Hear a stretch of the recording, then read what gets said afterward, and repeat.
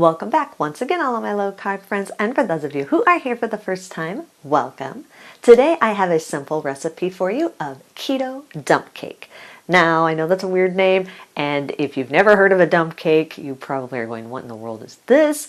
Basically, a dump cake is kind of like a cobbler, except for all you do is literally dump fruit and sweetener into a cake pan and either dump or crumble some dough on top of it, bake it, boom, it's done. Super easy. And if you want a printable version of this recipe, you can check out my website at janet'sdeliciouslowcarbkitchen.com. You can find a printable version of this recipe and other goodies there for you. And if you're new to the channel and you want to see lots of easy, delicious keto recipes, make sure you click that subscribe button and click the notification bell that's right next to the subscribe button. That way you can be notified every time I put out videos every Wednesday and Saturday. And if you'd like to help support the channel, make sure you scroll down in the description of the video. You'll see some affiliate links. Anytime you purchase anything using those affiliate links, a small portion of your purchase will go to me and help support the channel. So while we do all that, let's get cooking.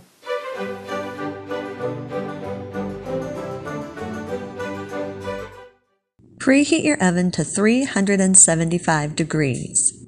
Line an 8 by 8 inch cake pan with parchment paper.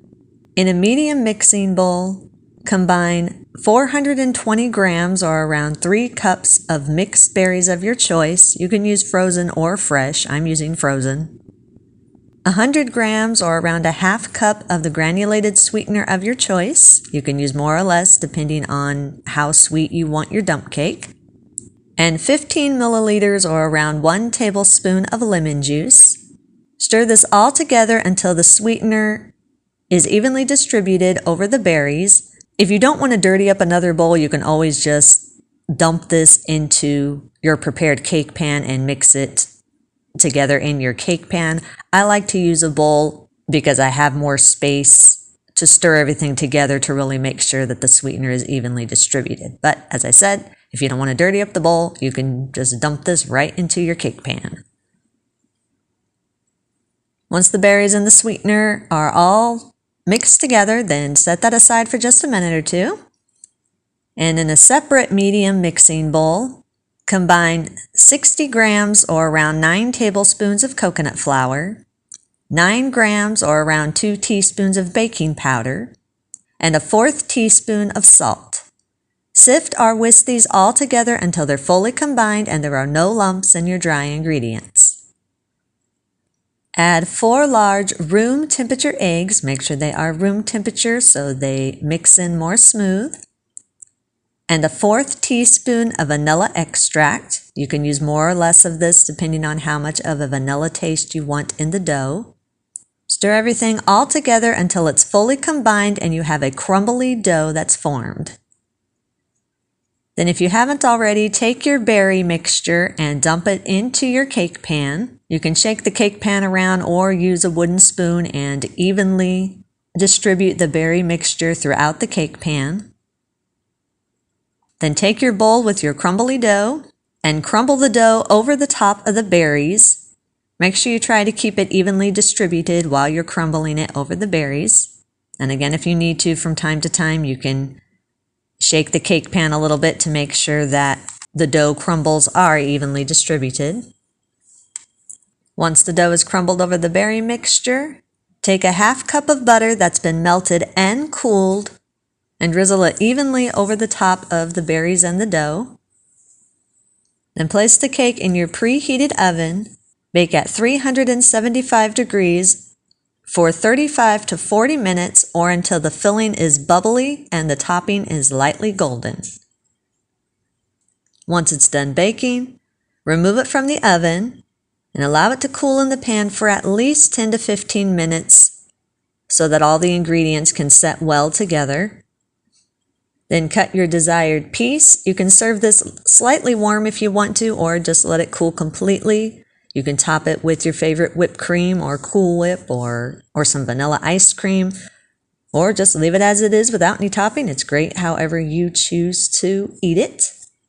If you do have any leftovers, allow it to cool completely and store it in an airtight container in your refrigerator for up to 1 week.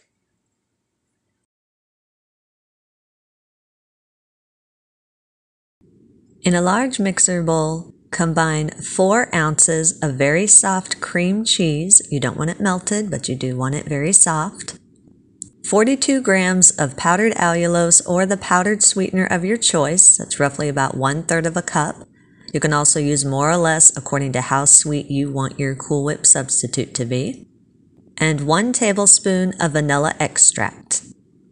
Again, you can adjust this more or less depending on how much of a vanilla taste you want in your Cool Whip substitute.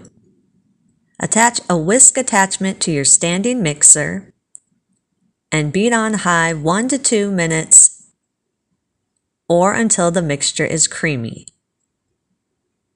In another large mixing bowl, place 8 ounces or 1 cup of heavy whipping cream or full-fat coconut cream. Again, make sure you have your whisk attachment to your standing mixer.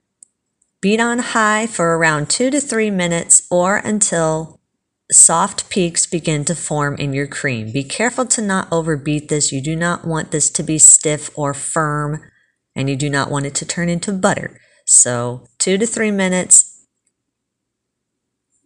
Add the cream cheese mixture to your whipped cream and beat on high for another 1 to 2 minutes or until the peaks can hold their own shape.